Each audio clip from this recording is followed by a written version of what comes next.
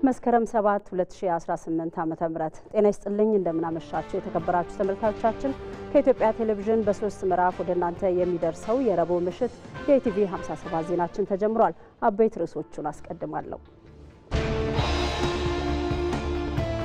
ጠቅላይ ሚኒስትር አብይ አህመድ የመደመር መንግስት መጽሐፍ በመፍጠንና በመፍጠር ሁለንተናዊ ብልጽግናን ለኢትዮጵያ ለማሳካት የሚያስችል ቀመርን የያዘ ሰነድ ነው ሲሉ ተናገሩ።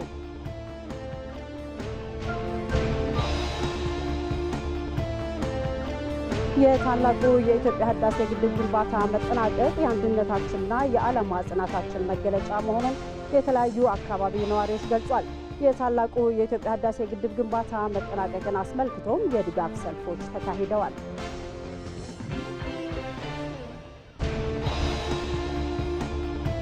እስራኤል በጋዛ ከተማ የከፈተችውን የእግረኛ ዘመቻ የተለያዩ ሀገራት አውግዘዋል።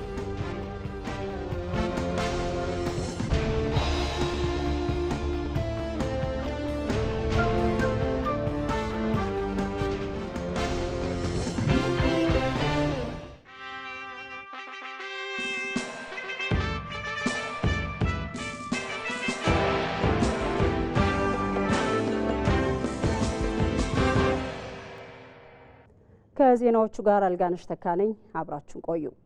ጠቅላይ ሚኒስትር አብይ አህመድ የመደመር መንግስት መጽሐፍ በመፍጠንና በመፍጠር ሁለንተናዊ ብልጽግናን ለኢትዮጵያ ለማሳካት የሚያስችል ቀመርን የያዘ ሰነድ ነው ሲሉ ተናገሩ። የመደመር መንግስት የምትመስል ሳይሆን የምትመሰል ሀገርን መፍጠር ዓላማው ያደረገ ኢትዮጵያዊ የፖለቲካ ኢኮኖሚ እሳቤ መሆኑንም ጠቅላይ ሚኒስትር አብይ አህመድ ተናግረዋል። መሐመድ አልቃድር ዝርዝር አለው። መነሻ፣ መዳረሻ፣ መንገድና መንግስት በሚሉ አራት ሀሳቦች ዙሪያ ያጠነጥናል። ጠቅላይ ሚኒስትር አብይ አህመድ በመደመር እሳቤ የጻፉት አራተኛው መጽሐፍ የመደመር መንግስት። መጽሐፉ ኢትዮጵያ ምድረ ቀደምት ለዓለምም ያበረከተችው አስተዋጽኦ የላቀ ሆኖ ሳለ ለምን ድሃ ሆነች ከሚል ቁጭትና መንፈሳዊ ቅናት እንደሚነሳና መፍትሄዎችንም የሚያስቀምጥ መሆኑን ጠቅላይ ሚኒስትሩ አብራርተዋል። እንዲህና እንዲያነበር እኮ ያሰብኩት ትውልድ ይፋረደኝ እሳቤ ይሄ ነበረ፣ እንዳልከውን እንዳላሳካ አስቸገሩኝ እንጂ ለሚል ሰበብ ፍለጋ የተዘጋጀ መጽሐፍ ሳይሆን ጊዜ ሲዝን ተሰጥቶናል። በግልጽ ምልከታና እሳቤ ሀገራችንን ብንሰራ ታሪክ ሰሪዎች እንጂ ዘካሪዎች አንሆንም በሚል ኢንቴንሽን የተዘጋጀ ሰነድ ነው። የመደመር መንግስት ማጠንጠኛው አራት መ ነው። የመጀመሪያው መነሻ ነው። ምንድነው መነሻው ያላችሁ እንደሆነ ቁጭት ነው። ኢትዮጵያ ለምን ድሃ ሆነች? ኢትዮጵያ ለምን ተረጂ ሆነች? ኢትዮጵያ ከማን ስለምታንስ ነው ከማን የምትረዳው የሚሉ የቁጭት ጥያቄዎችና ምክንያት ፍለጋ ነው። የኛ የለውጥ አራማጅነት የሚለካው ትናንትናን በመናድ ትናንትናን በማፍረስ እንጂ የጎደለ ሞልተን የላቀ የተሻለ አሸጋግሮ በመስጠት አልነበረም። የመደመር መንግስት ያልተሄደበትን መንገድ መጓዝ ይመርጣል። የመደመር መንግስት መነሻውን ዳሶ መዳረሻውን ይተልማል ያሉት ጠቅላይ ሚኒስትር አብይ አህመድ ድህነትን ለማሸነፍ በትጋት መስራት የመደመር መንግስት ግልጽ መንገድ መሆኑን አብራርተዋል። የመደመር መንግስት ከምኞት ይሻገራል፣ ፍላጎት ነው። በግልጽ ራዕይ የነጠረ መቼ ምን ብናሳካ የት ልንደርስ እንደምንችል የሚያመላክት የኢትዮጵያን ሁለንተናዊ ብልጽግና የሚፈልግ ብቻ ሳይሆን እንደሚቻል የሚያምን ነው። ለመምሰል ሞክረናል፣ ብዙ ጊዜ አልተሳካም። አሁን በእኛ መልክ፣ በእኛ ሐሳቤ፣ በእኛ ባህል ልክ ተቀርጾ በምሳሌነት የሚወሰድ ሀገር መገንባት እንፈልጋለን። ይህ ደግሞ ይቻላል ብሎ የመደመር መንግስት በጽኑ ያምናል። የመደመር መንግስት ኢትዮጵያውያን መሰባሰብና መደመር አለባቸው ብሎ እንደሚያምን የገለጹት ጠቅላይ ሚኒስትሩ ይህም የኢትዮጵያን ስብራት ለመጠገን የሚያስችል ኃይልን ለመፍጠር ያግዛለን ብለዋል። መንገዱ በተቻለ መጠን ኢትዮጵያውያንን በጋራ ራዕይ ላይ መሰብሰብ ያስፈልጋል ብሎ ያምናል። ኢትዮጵያውያን በጋራ ራዕይ ከተሰባሰቡ በኋላ ስብራት ለይተን መፍትሄ ማበጀት ደግሞ ያስፈልጋል። የኢትዮጵያ የእድገት ጉዞ ስብራት፣ የኢትዮጵያ ፖለቲካል ችግር ስብራት ዋነኛው ጉዳይ የጥላቶቻችን አጀንዳ ነው። ይሄም መለያየት ነው። ዘር፣ ሃይማኖት፣ ጾታ፣ ሰፈር፣ መንደር እየተባለ መለየት ነው። ለዚህ መፈወሻ መድኃኒት ደግሞ መደመር ብቻ ነው። መደመር አለብን። የምንደመረው መከፋፈል የኛ የኢትዮጵያውያን ሐሳብ ሳይሆን ኢምፖዝ የተደረገ ቶት ስለሆነ ያለ መከላከል እንደመራለን። ኢትዮጵያ የተዘጋባትን ለመክፈት የመደመር መንግስት መፍትሄዎችን የሰነደ መሆኑን ጠቅላይ ሚኒስትሩ በመጽሐፉ ምርቃት ወቅት ተናግረዋል። የመደመር መንግስት መጽሐፍ የሀገርን የወደፊት ዕጣ በመወሰን ህዝብን ለአንድ ዓላማ የሚያስተሳስር ነው ሲሉ የፕላንና ልማት ሚኒስትር ዶክተር ፍጹም አሰፋ ተናገሩ። እንደ ሀገር የሚያጋጥሙንን ችግሮች ለመፍታት የመደመር መንግስት መጽሐፍ የመፍትሄ አቅጣጫ ያስቀመጠ መሆኑንም የጠቅላይ ሚኒስትሩ የምስራቅ አፍሪካ ጉዳዮች አማካሪ ሚኒስትር ጌታቸው ረዳ ተናግረዋል። ሚኒስትሮቹ በመደመር መጽሐፍ ዙሪያ ዳሰሳቸውንም አቅርበዋል። መቅደላዊ ደረጀ በዚህ ጉዳይ ላይ ዝርዝር አዘጋጅታለች። ጠቅላይ ሚኒስትር አብይ አህመድ መደመር ከተሰኘው የመጀመሪያ መጽሐፋቸው እስከ የመደመር መንግስት መጽሐፍ ድረስ በርካታ ለሀገር መንግስት ግንባታ መሰረት የሚሆኑና የፖሊሲና የአሰራር ለውጥን ለመፍጠር የሚያግዙ ሀሳቦችን በመጽሐፎቻቸው አንስተዋል።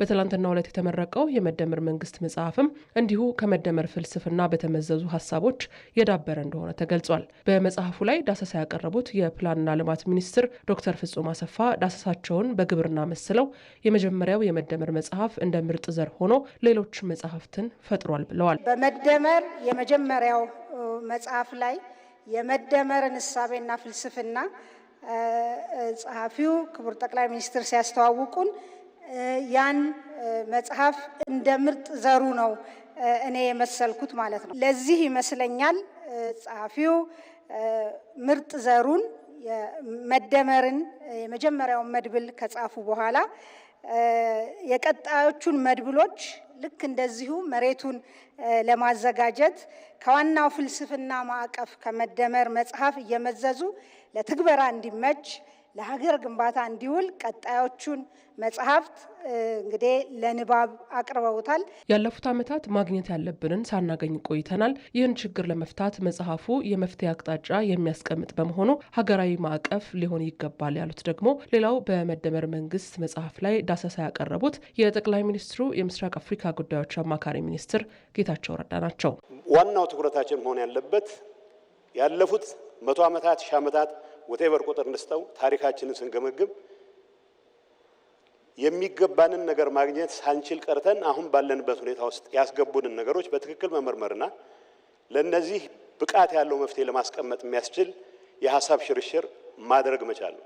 ከዚህ አንጻር ዋናው ትኩረታችን አስተሳሰብ ላይ መሆን አለበት ብሎ ስለሚጀምር በላላይ መዋቅራችን ላይ የሚታዩ ችግሮችን መፈተሽ አለብን ብሎ ስለሚጀምር ፈለግንም አልፈለግንም በዝርዝር ጉዳዮች ተግባባንም አልተግባባንም ሀገራዊ ማዕቀፍ ሆኖ ሊያገለግል የሚችልበትን ዋነኛውን መሰረታዊ ቁም ነገር አሟልቷል የሚል እምነት አለኝ። የመደመር መንግስት የሀገርን የወደፊት ዕጣ በመወሰን ህዝብን ለአንድ ዓላማ የሚያስተሳስር ነው ሲሉ ሚኒስትሯ ዶክተር ፍጹም አሰፋ ገልጸዋል። የመደመር መንግስት ሚና አዳዲስ የገበያ እድሎችን በሚፈጥር የፈጠራ ብቃት ላይ የተመሰረተ ነው። እንደ ኮሚኒስት መንግስት ሁሉንም ምርትና የምርት ሂደት አይቆጣጠርም። እንደ ካፒታሊስት መንግስትም የገበያ ጉድለት በማስተካከል ላይ ብቻ አይወሰንም። እንደ ልማታዊ መንግስትም መሰረተ ልማቶች ማቅረብ የማበረታቻ ስርዓት መፍጠር እና መስጠት ላይ ብቻ አይጠመድም። ይልቁንም የመደመር መንግስት የሀገርን የወደፊት ዕጣ ፈንታ ይወስናል። ከዚያም አንጻር የሀገርን ሙሉ አቅም መንግስታዊ ያልሆኑትን የግል ዘርፉን ማህበረሰቡን በጋራ ህልም በማስተባበር ለአንድ ዓላማ እንዲተጉ ያደርጋል። በመጽሐፉ ሌላው የተዳሰሰው የከተሞች መስፋፋት ጉዳይ ነው። በዚህ ላይም አማካሪ ሚኒስትሩ ጌታቸው ረዳ ከተሞቻችን ሰፊ ገጠሮች ነበሩ ሲሉ ገልጸው አሁን ላይ የተጀመሩ የከተማ ማስፋፋት ስራዎች ሊደነቁ እንደሚገባም አክለዋል። መጽሐፉ ላይ በግልጽ እንደተቀመጠው የከተሞች እድገት ከተሞቻችን ሰፊ ገጠሮች ነው የነበሩት። እጅግ በጣም ሰፊ ገጠሮች ነው የነበሩት። እስካሁንም ብዙዎቹ ከተሞች ሰፋፊ ገጠሮች ናቸው እንጂ እዚህ ጋር የሚባል የከተማ ኳሊቲ የላቸው። መሰረተ ልማት የጎደላቸው ከዲጂታል ትራንስፎርማቲቭ ከሆነ ቴክኖሎጂ ጋር ብዙም ትውውቅ የሌላቸው የመልካም አስተዳደር ችግር በስፋት የሚታይባቸው ከግጭትና ከምን ያልተላቀቁ ነበሩ። ከተሞች መዘመናቸው ከተሜነት መስፋፋቱ ግድ ነው፣ የሚቀር ነገር አይደለም። ተፈጥሯዊ ስለሆነ የማይቀርልን ከሆነ ተዘጋጅተን አቅደን አስበንበት መግባት አለበት የሚል ነው ጽሁፉ። ከዚህ አንፃር አዲስ አበባን እንደማሳያ ተደርጎ የሚቀርበው ነገር ትክክለኛ ነው ብቻ ሳይሆን በእኔ እምነት አዲስ አበባ ውስጥ የማያቸውን ለውጦች አለማክበር፣ እንዲበረታቱ አለማድረግ ለኔ ድንቁርና ነው የሚል እምነት አለኝ። ጠቅላይ ሚኒስትር አብይ አህመድ የመደመር መንግስት መጽሐፍ ጊዜ ካለፈ በኋላ ይህንን ባደረግኩኝ የምንልበት እሳቤ ይሄ ነበር የምንልበት ሳይሆን ታሪክ ሰሪ እንጂ ታሪክ ዘካሪ ብቻ እንዳልሆንን የምናሳይበት ነው ሲሉ በምረቃ ስነ ስርዓቱ ላይ ተናግረዋል።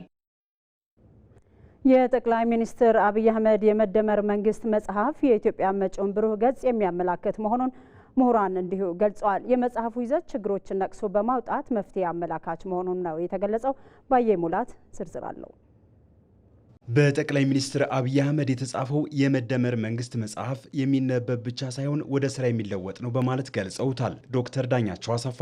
ዶክተር ዳኛቸው በመጽሐፉ ምረቃ መድረክ ላይ ባቀረቡት የዳሰሳ ሀሳብ መጽሐፉ እንደ ሀገርም እንደ ዜጋም ያለንበትን ማህበራዊና ፖለቲካዊ ሁኔታ በግልጽ የሚያሳይ መሆኑን ተናግረዋል። የለውጥ ሀሳቦችን የሚገልጽ ነውም ብለዋል።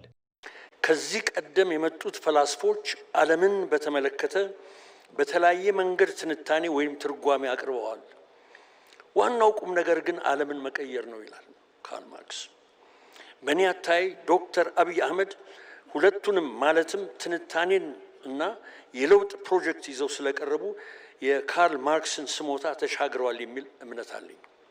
የመደመር መንግስት መጽሐፍ የዜጎችን እርስ በርስ መደጋገፍና ሀሳብን ያጎላ ለአንድነት አጽንኦት የሰጠ መሆኑንም በገለጻቸው ጠቅሰዋል።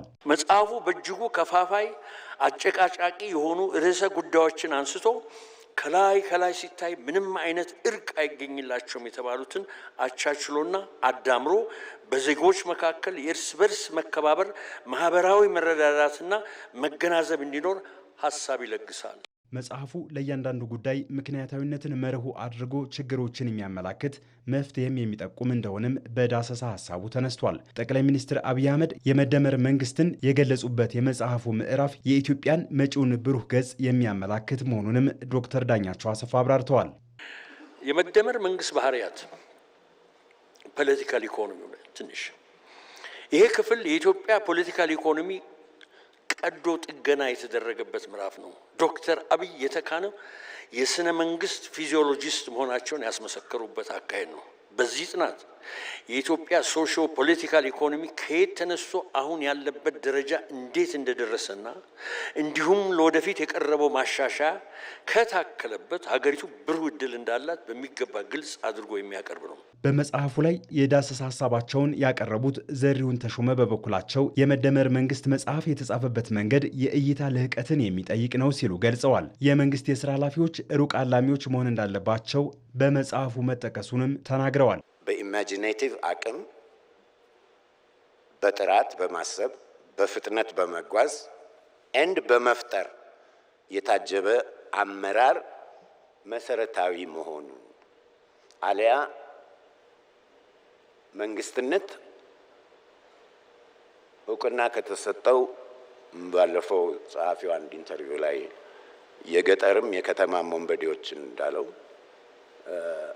እውቅና የተሰጠው ወንበዴና አድኖ በይ ከመሆኑ የራቅ አይሆንም ነው። መፍትሄ አመላካች ቁጭት የመጽሐፉ ቁልፍ ጉዳይ መሆኑንም ዘሪሁን ተሾመ ገልጸዋል። በየሁሉ ነገር ውስጥ ቁጭት አለ፣ ግን ከንፈር መጣጭና አስተኝ ቁጭት አይደለም።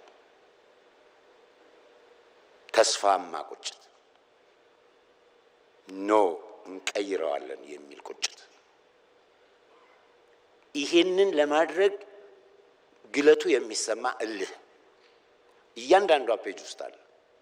የመደመር መንግስት መጽሐፍ ጠቅላይ ሚኒስትር አብይ አህመድ በመደመር እሳቤ ላይ የጻፉት አራተኛ መጽሐፋቸው ሲሆን ፍልስፍናን ከተግባራዊ ሀሳቦች ጋር አሰናስኖ የያዘ መሆኑም ተገልጿል።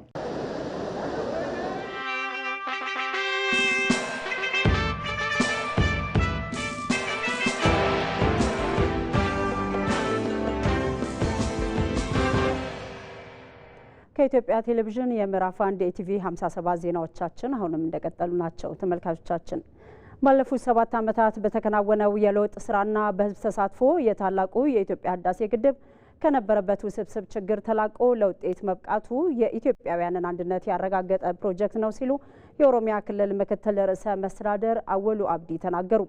ሳዳት መሐመድ ሳኒ ዝርዝር አዘጋጅቷል። በአርሲ ዞን ከተለያዩ ወረዳዎች የተውጣጡ የዞኑ ነዋሪዎች የህዳሴ ግድብ መጠናቀቁን አስመልክቶ በአሰላ ስቴዲየም በመገኘት ደስታቸውን ገልጸዋል። በድጋፍ ሰልፉ ላይ የተሳተፉ ነዋሪዎች ሀገሪቱ አስቸጋሪ ጊዜያትን ብታሳልፍም በህዝቦች አንድነትና በመንግስት ጥረት ህዳሴ ግድብ ለምርቃት መብቃቱ መደሰታቸውን ነዋሪዎቹ ለኢቲቪ ገልጸዋል። እኔ ከ2003 ጀምሬ እስከ 2011 ቦንድም ከደሞሴ ላይ ሲቆረጥ ነበረ ማለት ነው። አሁንም ደግሞ ለመጠናቀቁ በጣም ደስተኛ ነኝ። ይሄ ደግሞ የሚያሳየው እኛ የኢትዮጵያ ህዝብ አንድ ከሆነን እንችላለን የሚል የሚያሳይ ነገር ነው ማለት ነው። የግድቡ መጠናቀቅ ለአሰላ ህዝብም ለኔም እንደ ግለሰብ ማለት ነው በጣም ከፍተኛ ደስታ ነው የተሰማኝ። ምክንያቱም ይሄ ግድባችን እንደ ኢትዮጵያ ትልቁ ግድባችንና እስከ ከላብ እስከ ደም ጠብታ ተደርጎበት እዚህ ደረጃ ላይ የደረሰ ግድብ ነው። በጣም ደስ የሚል ነው። በጣም በዚህ ቀጥሉልን፣ ልጆቻችን ተባረኩልን። ህዳሴያችንም ለዚህ ያበቃን አምላክ ክብር ምስጋና ይድረሰው። በሰልፉ ላይ የተገኙት የኦሮሚያ ክልል ምክትል ርዕሰ መስተዳድር አወሉ አብዲ የሀገሪቱ ታሪካዊ ጠላቶች በተለያየ መንገድ ግድቡ እንዳይጠናቀቅ ከፍተኛ ጥረት ቢያደርጉም በህዝቦች አንድነትና በመንግስት ጥረት መጠናቀቁን ገልጸዋል።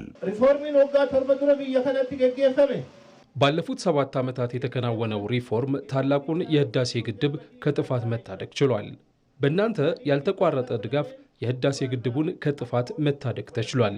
ታሪካዊ ጠላቶቻችን ግድቡን ለማሰናከል የቻሉትን ሁሉ ቢያደርጉም ከልማት ወዳዱ ህዝባችን ጋር በመሆን ለፍጻሜ አብቅተነዋል። የግድቡ መጠናቀቅ የዚህ ትውልድ ደማቅ ታሪክ ነው ያሉት ምክትል ርዕሰ መስተዳደሩ ታሪክን ከመናገር ባሻገር ታሪክ መስራት እንደሚችልም የህዳሴ ግድቡ የዚህ ትውልድ ማሳያ ነው ብለዋል። ይህ ትውልድ ታሪክ ነጋሪ ብቻ ሳይሆን ታሪክ መስራት እንደሚችል የህዳሴ ግድብ ምስክር ነው። የዚህ ትውልድ አካል በመሆናችሁ እንኳን ደስ አላችሁ። ተግባብተን እንደ ህዝብ አንድ ሆነን ከሰራን የሚያዳግተን ስራ እንደሌለም ተገንዝበናል። ነዋሪዎቹ በግድቡ መጠናቀቅ የተሳተፉ አካላትን አመስግነው በቀጣይ የሚደረጉ ሀገራዊ የልማት ስራዎች ላይ እንደሚሳተፉ ጠቁመዋል። በተለይ በዚህ እግር መንገድ እኔ ምስጋና የሚያቀርበው ክቡር ዶክተር ጠቅላይ ሚኒስትር አብይ አህመድ በጣም ጀግና ሰው መሆኑን ልክ ከሱ በታይ ደግሞ ጀግኖች እንዳለ በተለይ ደግሞ አገር ወዳድ መከላከያ ሰራዊት በጣም አገር የሚወዱ እዛ ስላሉ ነገም ዛሬም ደግሞ እንደዚህ አይነት ግድብ 4-5 ማት ምኞቴ ነው ማለት ነው። የበለጠ ደግሞ የዛሬ አመት በዚህ ቀጥላችሁ ደግሞ ደስ ብሎን አሮጊቶቹ እንድንጦር ልጆቻችን እንድትባረኩልን ደስ እንዲላችሁ ደግሞ ደስታ ነው የሚሰማኝ። በሀገሪቱ በአብዛኛው ክፍል የህዳሴ ግድብ መጠናቀቁን አስመልክቶ ህዝቡ በተለያየ መንገድ ደስታውን በመግለጽ ላይ ይገኛል። የታላቁ የኢትዮጵያ ህዳሴ ግድብ ተጠናቆ ለምረቃ መብቃቱን በተመለከተ በተለያዩ የኦሮሚያ ከተሞች የታላቅ የድጋፍ ሰልፎች ዛሬ ሲካሄዱ ውለዋል። እስቲ በተንቀሳቃሽ ምስል ሰልፉ ምን እንደሚመስል ተከታትለን እንመለስ።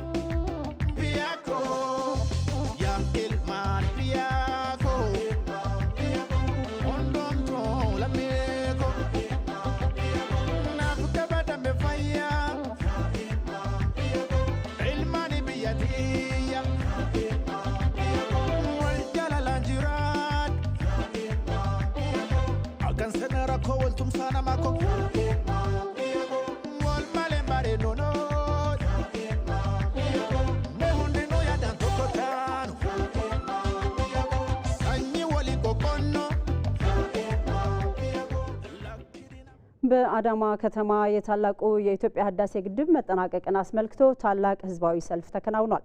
ታላቁ የኢትዮጵያ ህዳሴ ግድብ ኢትዮጵያውያን ታሪክ አውሪዎች ብቻ ሳንሆን ታሪክ ሰሪዎች መሆናችንን ለዓለም ያሳየንበት ነው ሲሉም የአዳማ ከተማ ነዋሪዎች በሰልፉ ላይ ተናግረዋል። የነዋሪዎቹን አስተያየት ተከታትለን እንመለስ።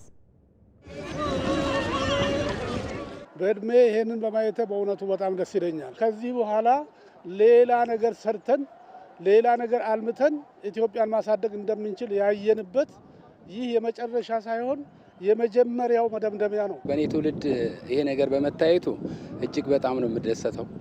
ይሄንን በማየቴ እውነት የዘመናት ቁጭታችን ነው። አሁን እኛ መቼም አልፈነዋል። ለልጆቻችን ትልቅ ራዕይ ወደፊት እንደሚታይ ካሁኑ ይታያል። በዚህ በአባይ ግድብ አንድ እንደሆነች ወደ ከፍታ ማማ ላይ እንደምትወጣ ያሳየ ሲቃይ ይዞ እንባ የሚያስመጣኝ ይሄ የነበረው የውስጤ የነበረው የኢትዮጵያ እድገት የተጫናትን የተገረሰሰ ነው ይመስለኝ የአባይ ግድብ።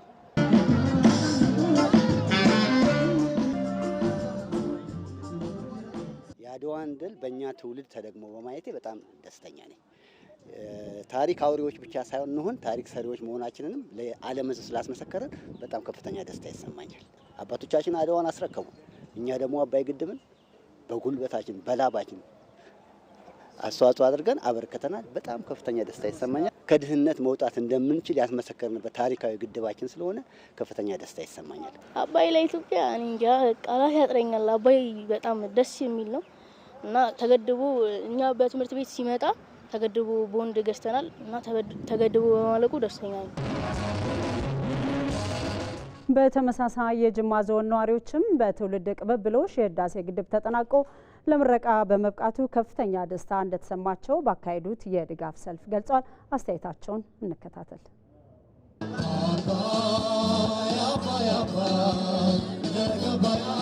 ሴና ጉያ ባየት መንግስቶኒ ኬኛ ግጌቶኒ ኬኛ መንግስቶኒ ዱሪ ሁንዲ የህዳሴ ግድብ የቀደሙ የሀገራችን መሪዎች ለዘመናት የተለያዩ ጥረቶችን ሲያደርጉበት የነበረ ነው። የውጭ ኃይሎች ኢትዮጵያ ደሃ ነች፣ በአባይ ወንዝ ላይ ግድብ መስራት አትችልም ያሉትን በትውልድ ቅብብሎሽና ጠቅላይ ሚኒስትር አብይ አህመድ በሰጡት በሳል አመራር የህዳሴ ግድብ እውን መሆን ችሏል። የህዳሴ ግድብ መጠናቀቅ ለኔ ዳግማዊ አድዋ ነው። ባየገመቹ ጉዳነት ደጋም ከፍተኛ ደስታ ነው የተሰማኝ። ይህ ደስታ ደግሞ የሁሉም ኢትዮጵያውያን ደስታ እንደሆነ እርግጠኛ ነኝ። ጠቅላይ ሚኒስትራችንም ሀገራችንን ለማሳደግ የሚያደርጉትን ጥረት ሁሉ ያሳካላቸው። እኛም ከጎናቸው ነን። በቀጣይም ኢትዮጵያ የባህር በር ባለቤት ሆና ከድህነት ትወጣለች። ጉያነዳ ጉያ ሴነ ቀቤሰን ጀዳ ማሊፊ አድዋ ለመፋዳ ጉያነዳ የዛሬው ቀን ታሪካዊ ነው። ለኔ ዳግማዊ አድዋ ነው። ለግድቡ ግንባታ ከውጭ ብድር ቢከለክሉንም በኢትዮጵያ ሕዝብ ርብርብ ልናሳካው ችለናል። በዚህም ደስታችን ወደር የለውም። በቀጣይ ለሚገነቡ ሀገራዊ ግዙፍ ፕሮጀክቶች ድጋፋችን ይቀጥላል። ሆገንሰ ጅጅራማቲን ሂዲያሩም ሰከኛ ረኮል ተጣ ከሳ በየ ኤቢፋሙፍ ሳቲፍ ገመቹ ዳንጋን ቀም አከዱን ፋቲስ ነት ደጋማ በለውጡ አመራር የህዳሴ ግድብ ከነበረበት ውስብስብ ሁኔታ ወጥቶ ለምረቃ በመብቃቱ ትልቅ ደስታ ተሰምቶኛል። ሂዲያሩምሳ መለቶ እንጅፈልኖ ኡመተ ኢትዮጵያ የህዳሴ ግድብ የኛ የኢትዮጵያውያን የድል አድራጊነት ምልክት ነው። የጅማ ዞንና የጅማ ከተማ ነዋሪዎች እንኳን ደስ አላችሁ ማለት እፈልጋለሁ። የህዳሴ ግድብ መጠናቀቅ መቻላችንን ያሳየንበት ነው። ጠቅላይ ሚኒስትር አብይ አህመድ በሰጡት አመራርና በህዝቡ አንድነት የህዳሴ ግድብ ተጠናቆ ብርሃን መስጠት ጀምሯል። ዛሬ በተካሄዱ የድጋፍ ሰልፎች ላይ የተሳተፉ የሸገር ከተማ ነዋሪዎችም በታላቁ የኢትዮጵያ ህዳሴ ግድብ ግንባታ መጠናቀቅ የተሰማቸውን ደስታ ገልጸዋል። ግድቡ የአንድነታችን መገለጫ ነው ብለዋል። አስተያየታቸውን እንከታተል። ከጀመርን ዛሬ 3ኛ ቀናችን ነው። ዝግጅቱ እዚህ ቦታ ለመውጣት ማለት ሰፈር ውስጥ ነው። ዛሬ ሳንተኛ 3ኛ ቀናችን ነው። ዛሬ በቃ ደስተኛ ነኝ። አሁን እንጃ ቃላት ያጥረኛል ለመግለጽ። አባይ ጀቹን ኡመተ ኢትዮጵያ መራ አባይ ጀቹን አከም አከብያትቱ ወኒ ቀምኑ ለጋ አባይ አባይ እንደ ሀገር ያለን ሀብት ነው። ጠቅላይ ሚኒስትር ዶክተር አብይ አህመድ ከመላው ኢትዮጵያውያን ጋር ሆኖ ገድቦታል። የዚህ ግድብ ግንባታ አርሶ አደሩ፣ ነጋዴው፣ የመንግስት ሰራተኛው፣ ሁሉም የኢትዮጵያ ሕዝብ ባደረገው አስተዋጽኦ ተጠናቋል። ይህም የአንድነታችንን ጥንካሬ ያሳያል። በዚህም በጣም ደስ ብሎኛል። ጉልበታችን፣ ኃይላችንና አንድነታችን ቀጥሎ ለዓለም መተላለፍ አለበት እላለሁ። 8 ሰዓት ነው የተነሳን። እዚሁ በጣም ደስ ብሎኛል። በጣም በተሳካበ ሁኔታ ስላጠናቀቅ በዚህ ሰዓት ስላደረስን ደርሰን ለዚህ ለምርቃ ስላበቃም በጣም ደስ ብሎኛል። የታላቁ የኢትዮጵያ ህዳሴ ግድብ ግንባታ ተጠናቆ መመረቅ በፈጠረባቸው ደስታ የኦሮሚያ ክልል የተለያዩ አካባቢዎች የድጋፍ ሰልፎችን ሲያካሂዱ ውሏል። እስቲ በምስል ምን እንደሚመስል አብረን እንከታተል።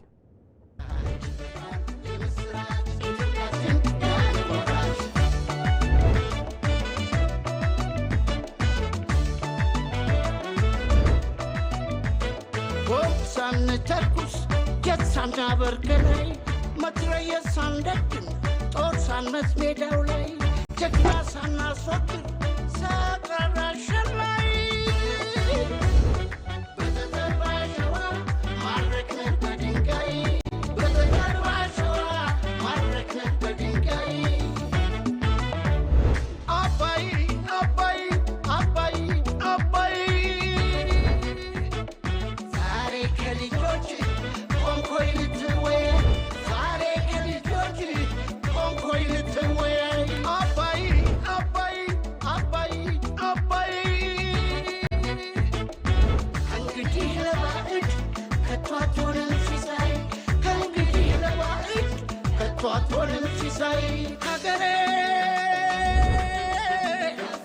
ሀገሬ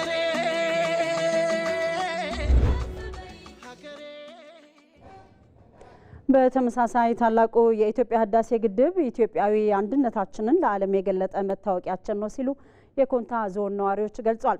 በግድቡ ግንባታ ያስመዘገብነው ድል የኢትዮጵያን ማንሰራራት ያረጋገጥንበት ነው ብለዋል ነዋሪዎቹ በዞኑ አመያ ከተማ የድጋፍ ድምጻቸውን በአደባባይ ወጥተው አሰምቷል። ሰለሞን ባረና አስተያየታቸውን አድርሶናል። እንከታተል። የልማት ጀግና መሆናችንን ሁለተኛ አድዋን ያረጋገጠልን በመሆኑና ህዝቡ ደግሞ ይሄን ደግሞ መልካም ፍሬ ያየ ስለሆነ ዛሬም ከመንግስት ጋር ከብልጽግና ጋር በሚደረገው ሽግግር ውስጥ ሁሉ ተሳታፊና ግንባር ቀደም ህዝቡም እንደሚሆንና እኔም የዛው አካል በመሆነ እጅግ በጣም ደስ ብሎኛል። የገደበው ህዝቡ ነው። የፋይናንስ ምንጩ እኛው ነን። መሐንዲሶችም እኛው ስለሆንን ኩራት ተሰምቶናል። ይህ የህዳሴ ግድብ መጠናቀቅ ደግሞ ለኢትዮጵያ ብቻ ሳይሆን ለአፍሪካም ትልቅ ኩራት የሆነ ግድብ ነው። በጣም እጅግ አድርገን ነው በጣም ደስታችን እየገለጽን ያለ ነው። የህዳሴ ግድብ በትብብር መጨረሳችን ራሱ አንዱ የኢትዮጵያ መንሰራራት የሚያሳይ ነው። ኢትዮጵያ እንደምትችል ለዓለም ያሳየችበት ኢትዮጵያ ትችላለች የሚለውን ነገር ፕራውድሊ መናገር እንችላለን በኩራት በቃ ዓለም ታሪክ እያለ ነው። ዛሬ በአፍሪካ አንደኛ የሆነው ትልቁ ግድባችን ለህዝባችን ኩራት ነው። ኢትዮጵያ እንደምትችል ለዓለም ያሳየንበት ነው ብዬ ነው ማስበው።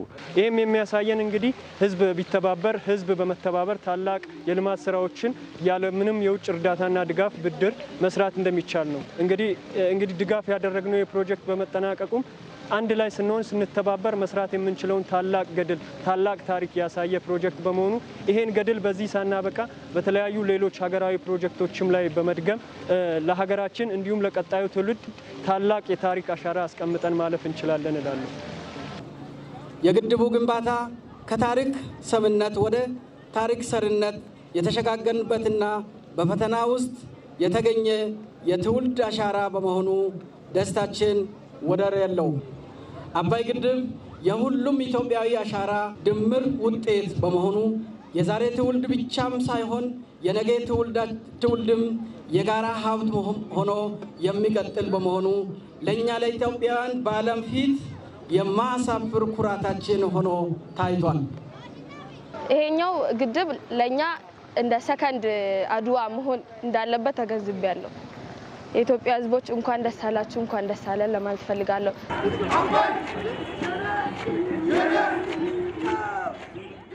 ከኢትዮጵያ ቴሌቪዥን ምዕራፍ 1 የኢቲቪ 57 ዜናዎቻችን አሁንም ቀጥለዋል። ተመልካቾቻችን በመቀጠል የምንሄደው የአየር ትንበያ መረጃዎችን አብረን እንሰማለን። ባለሙያው ኃይሉ ነገሰ ስቱዲዮ ተገኝቷል። ኃይሉ እንዴት አመሸ? እንዴት አመሸሽ አልጋነሽ? እንዴት ነው የሰሞኑ የአየር ትንበያ ምን ይመስላል? ከሳከሳት ላይ በጣም እየዘነበ ነው አዲስ አበባ ላይ። ልክ ነው አልጋነሽ። አመሰግናለሁ አልጋነሽ። በዛሬው ዕለትም በሰሜን በምዕራብ አጋማሽ በሰሜን ምስራቅ በምስራቅ በመካከለኛውና በደቡብ የሀገራችን አካባቢዎች ላይ የተስፋፋ የዳመና ሽፋን ነበራቸው።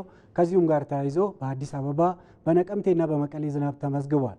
በነገው ዕለትም የክረምት ዝናብ ተጠቃሚ በሆኑት የሀገራችን አካባቢዎች ላይ እንዲሁም በደቡብ የሀገራችን አካባቢዎች ላይ የተስፋፋና የተጠናከረ የዳመና ሽፋን ይኖራቸዋል። ከዚሁም ጋር ተያይዞ በሁሉም የትግራይ፣ የአማራ፣ የአፋር፣ የኦሮሚያ፣ የጋምቤላ፣ የቤኒሻንጉል ጉሙዝ፣ የማዕከላዊ ኢትዮጵያ፣ የደቡብ ኢትዮጵያ፣ የደቡብ ምዕራብ ኢትዮጵያና የሲዳማ ክልል ዞኖች በብዙ ቦታዎቻቸው ላይ ከቀላል እስከ መካከለኛ መጠን ያለው ዝናብ ያገኛሉ።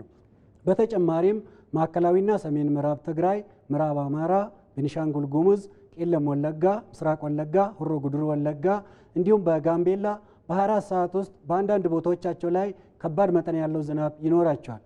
በነገ ዕለት የሀገሪቱ የቱሪስት መዳረሻ የሆኑት ዋና ዋና ከተሞች የሚኖራቸው የአየር ሁኔታ ነቀምቴ፣ ጅማ፣ ባህር ዳር ዝናባማ፣ አርባ ምንጭ ቀላል ዝናብ፣ ጎሬ ዝናባማ፣ ኮንሶ፣ አዳማና መቀሌ ቀላል መጠን ያለው ዝናብ ይኖራቸዋል። በተመሳሳይ ላሊበላ፣ ሰመራ፣ ድሬዳዋ እና ጂንካ ቀላል መጠን ያለው ዝናብ ይኖራቸዋል። በአዲስ አበባ በቀጣዮቹ 3 ቀናት ዝናባማ የአየር ሁኔታ ይኖራል። ተመልካቾቻችን ለበለጠ መረጃ ኢንስቲትዩቱን ድረገጽ www.itomet.gov.ኢቲን ይመልከቱ። በርካታ መረጃዎችን ያገኛሉ። አልጋነሽ አመሰግናለሁ ኃይሉ። መልካም ምሽት ይሆናል ለሁላችን። እኔም በጣም አመሰግናለሁ አልጋነሽ። መልካም ዜናዎቻችን ይቀጥላሉ። አዲሱ ዓመት የጥይት ድምጽ የማይሰማበት የሀሳብ ልዩነቶች በውይይትና ድርድር የሚፈቱበት ሊሆን እንደሚገባ ተገለጸ። የኢትዮጵያ ሲቪል ማህበረሰብ ድርጅቶች ምክር ቤትም በአዲሱ ዓመት ሰላም የሰፈነባት ኢትዮጵያ በሚል መሪ ሀሳብ የሰላም ጉባኤ አካሂዷል። አስማረ ብርሃኑ ዝርዝር አለው። የኢትዮጵያ ሲቪል ማህበረሰብ ድርጅቶች ምክር ቤት በአዲሱ ዓመት ሰላም የሰፈነባት ኢትዮጵያ በሚል መሪ ሀሳብ የሰላም ጉባኤ አካሂዷል። በዚህ ሀገር አቀፍ የሰላም ጉባኤ ሀገራዊ የምክክር ኮሚሽን፣ የመንግስት ተቋማትና የተለያዩ የህብረተሰብ ክፍሎች የተገኙ ሲሆን ጥናታዊ ጽሑፎች ቀርበው ውይይቶች ተደርገዋል። የኢትዮጵያ ሲቪል ማህበረሰብ ድርጅቶች ምክር ቤት ፕሬዝዳንት አህመድ ሁሴን አዲሱ ዓመት የጥይት ድምፅ የማይሰማበት የሀሳብ ልዩነቶች በውይይት የሚፈቱበትና ተግባራዊ እርምጃዎች የሚወሰዱበት ሊሆን እንደሚገባ ተናግረዋል። አዲሱ ዓመት የጥይት ድምፅ የማይሰማበት ከኃይል አማራጭ ይልቅ ውይይት፣ ምክክር ብቸኛ መንገድ የሚሆንበት ጊዜ እንዲሆን የምንመኝበት ብቻ ሳይሆን ተግባራዊ እርምጃ የምንወስድበት ጊዜ መሆን አለበት። አዲሱ ዓመት ከምኞት ባለፈ ስለ ሰላም ተግባራዊ እንቅስቃሴ የሚደረግበት ዘመን እንዲሆን ሁላችንም መስራት ይኖርብናል። በዚህ የሰላም ጉባኤ ላይ የተገኙት የሀገራዊ ምክክር ኮሚሽን ኮሚሽነር መላኩ ወልደ ማርያም ሰላም የሁሉንም ኢትዮጵያውያን ኃላፊነትና ጥብቅ ውሳኔን የሚጠይቅ መሆኑን ገልጸዋል። ሰላም የሕግ ገዥነትን ይፈልጋል፣ ነፃነትን ይፈልጋል። እነዚህ ነገሮች ካጀቡት ሰላም ይኖራል። በእነዚህ መታጀብ መቻል አለበት። በፍትህ መታጀብ አለበት። በእኩልነት መታጀብ አለበት። በነፃነት መታጀብ አለበት። በሕግ ገዥነት መታጀብ አለበት። ያ የሆነ እንደሆነ ሰላም እውን ይሆናል። ይሄን ለማምጣት ደግሞ ከእያንዳንዳችን ነው የሚጠበቀው። ከአንድ ከሆነ አካል የምንጠብቀው ነገር መሆን የለበትም። ስለዚህ በእውነት በዚህ ረገድ እዚህ የተገኘነውን ጨምሮ ሌላም የኢትዮጵያ ሕዝብ በሙሉ ለሰላም ቁርጠኛ መሆን መቻል አለበት። የውይይቱ ተሳታፊዎችም ከቀረቡት ጥናታዊ ጽሑፎችና የፓናል ውይይቶች ጥሩ ግንዛቤ እንዳገኙና ትልቅ የቤት ስራን ይዘው መውጣታቸውንም ተናግረዋል። ሰላም እንዲመጣ የሰላም መልእክተኛ የሚያደርግ ኮንፈረንስ ነው ዛሬ እኔ የወሰድኩትና አንደኛ በግሌ የማደርጋቸው አሉ። የቤተ ክርስቲያን አገልጋይ ነኝ እኔ። በዛም በኩል ሊሰራ የሚገባኝ ነገር አለኝ። የሰላም ባለቤት ራሳችን ነን። የሰላም ባለቤት እኛ ነን። እኛና ህዝባችን፣ መንግስታችንና ህዝባችን፣ ህዝባችንና ህዝባችን ደግሞ በሰላም አንድ የሚሆኑበትን አድቮኬት ለማድረግ እዛ ላይ ለመስራት ይህንን የመሰለ አቋም ይዘን እንወጣ ያደርገናል። ተፎካካሪ የፖለቲካ ፓርቲዎችም ዘላቂ ሰላም እንዲሰፍን የበኩላቸውን እንዲወጡ ጥሪ ቀርቧል። ወደ ውጭ ዜና እናልፋለን። እስራኤል በጋዛ ከተማ የከፈተችውን የእግረኛ ዘመቻ የተለያዩ ሀገራት አውግዘዋል። እስራኤል በከፈተችው የተለየ በተባለ በዚህ ዘመቻ በሺዎች የሚቆጠሩ ፍልስጤማውያን ከተማውን ለቀው እየሸሹ መሆኑም ተገልጿል። በላይ በቀለ በዚህ ጉዳይ ላይ ትንታኔ አዘጋጅቷል። የፍልስጤም ወታደራዊ ክንፍ ሐማስ አሁን ወሳኝ የሞት ሽረት ትግል ላይ የደረሰ መስሏል ይላሉ ታዛቢዎች። ዋነኛ ይዞታውን አስከብሮ ለመቆየት አሊያም ለአንዴና ለመጨረሻ ጊዜ ለቆ ለመውጣት እስራኤል ጋዛ ከተማን ሙሉ በሙሉ ለመቆጣጠር ግዙፍ የተባለ የአየርና የእግረኛ ዘመቻ መጀመሯ ይነገራል። የእስራኤል እግረኛ ሰራዊት ወደ ከተማው ዘልቆ ሲገባም በሺዎች የሚቆጠሩ ነዋሪዎች ደግሞ ለቀው እየወጡ መሆናቸው ይነገራል። ጋዛም እየነደደ ነው ብለዋል የመከላከያ ሚኒስትሩ እስራኤል ካትስ ያሰራጩትና በዓለም አቀፍ መገናኛ ብዙሃን የፊት ገጽ የተነበበ ጽሑፍ። የእስራኤል ጦር ለረጅም ጊዜ ሲጠበቅ የነበረውን የእግረኛ ዘመቻ መክፈቱን ጠቅላይ ሚኒስትር ቤንያሚን ኔታንያሁ አረጋግጠዋል። ጦሩ የሐማስን መሠረተ ልማት ማውደም ስለመጀመሩና ወሳኝ ያሉትን ዘመቻ መክፈቱን ገልጸዋል። ጠቅላይ ሚኒስትሩ እስካሁን ከጋዛ ከተማም 1 ሚሊዮን ገደማ ነዋሪዎች 40 በመቶ የሚደርሱት ለቀው መውጣታቸው ሲነገር እስከ ዛሬ ጠዋት ከ10 ሺህ በላይ ለደህንነታቸው ሲሉ ለቀው ወደ ደቡብ አቅጣጫ መሸሻቸው ታውቋል።